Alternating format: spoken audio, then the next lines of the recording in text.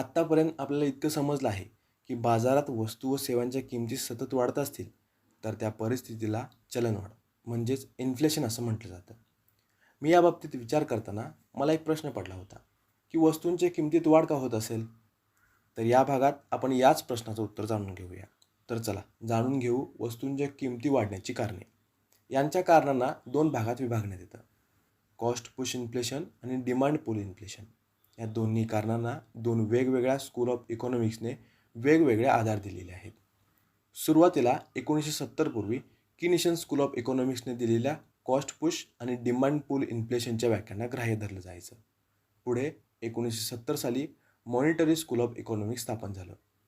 त्यांनी दिलेल्या व्याख्या या किनिशन यांच्या व्याख्यांची विरोधाभास दर्शवत होत्या. आता या दोन्ही स्कूल ऑफ इकॉनॉमिक्सच्या थॉट प्रोसेसला समजावून घेऊया. सुरुवात करू किनिशन स्कूल ऑफ इकॉनॉमिक्सने डिमांड पुल इन्फ्लेशनबद्दल दिलेल्या माहितीपासून. याला आपण एका मागणी आणि पुरवठ्याच्या उदाहरणावरून समजून घेऊया. समजा एका भागात ब्रेड सप्लाय करायला एकच दुकान आहे. या दुकानात रोज विकण्यासाठी फक्त 2च ब्रेडची पाकिटे ठेवलेली असतात. दुकानदाराने यांना 50 रुपयांना विकण्याचं ठरवलं. समजा या भागामध्ये फक्त 2च व्यक्तींना रोज ब्रेड खायला लागतो. हे दोघेही हा ब्रेड खरेदी करण्यासाठी 50 रुपये देण्यासाठी तयार आहेत. पण काही दिवसानंतर या भागातील बऱ्याच लोकांना ब्रेड खायची इच्छा झाली. त्यामुळे या सर्वांना आता ब्रेड खरेदी करावा लागणार. लोकांची ब्रेडसाठीची मागणी वाढल्याचं दुकानदाराला समजलं. त्यामुळे त्याच्याकडे 2 ब्रेड असल्याने त्याने ब्रेडची किंमत वाढवण्याचं ठरवलं. कारण इतक्या ग्राहकांमध्ये असे 2 लोक नक्कीच असणार जे ब्रेडला 65 रुपयांना खरेदी करण्यासाठी तयार होतील. ही झाली यामागची संकल्पना. पण बाजारात व्यापारी किमतींमध्ये हळूहळू वाढ करतात. वाढवलेल्या किमतीला जर ग्राहक तयार होत असतील तर ती किंमत पुढे कायम राहते. म्हणजे बाजारात जशी मागणी वाढत जाते तशा वस्तूंच्या किमतीमध्ये वाढ होते. आणि यालाच मागणी ताणजन्य चलनवाढ असं म्हटलं जातं. म्हणजे बाजारात जसजशी मागणी वाढत जाते तशा वस्तूंच्या किमतीमध्ये वाढ होते. आणि याच परिस्थितीला मागणी ताणजन्य चलनवाढ असं म्हटलं जातं. जेव्हा जेव्हा बाजारात मागणी वाढत जाते तेव्हा अशा प्रकारची चलनवाढ बाजारात पाहायला मिळते. आपण मागील उदाहरणामध्ये परत जाऊया.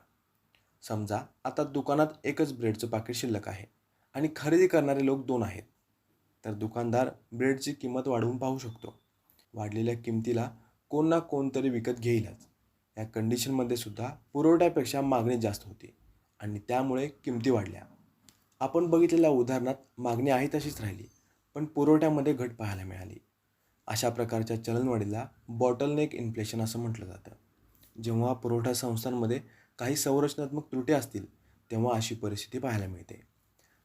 संरचनात्मक त्रुटी म्हणजे सरकारने जर अचानकपणे कोणता तरी निर्णय घेतला असेल आणि त्या निर्णयामुळे उत्पादनामध्ये घट झाली असेल किंवा काही नैसर्गिक संकटे आली असतील.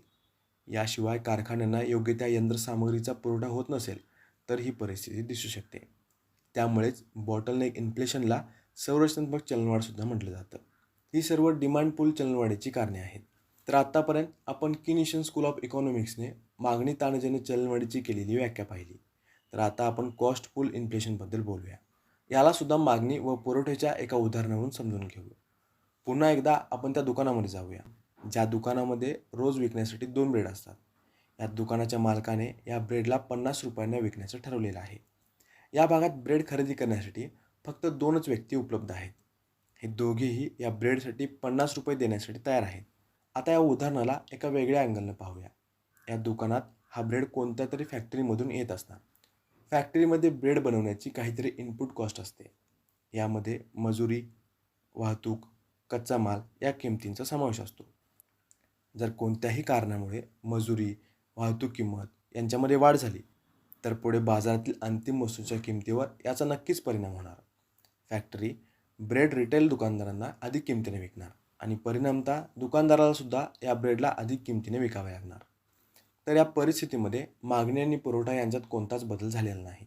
फक्त वस्तूंच्या उत्पादनाच्या खर्चात वाढ झाल्याने ही चलनवाढ पाहायला मिळाली. तर या परिस्थितीत आपल्याला समजलं की उत्पादन किमतीत वाढ झाल्याने मागणी पुरवठा न बदलता चलनवाढ पाहायला मिळाली. यालाच कॉस्ट पुश इन्फ्लेशन म्हटलं जातं.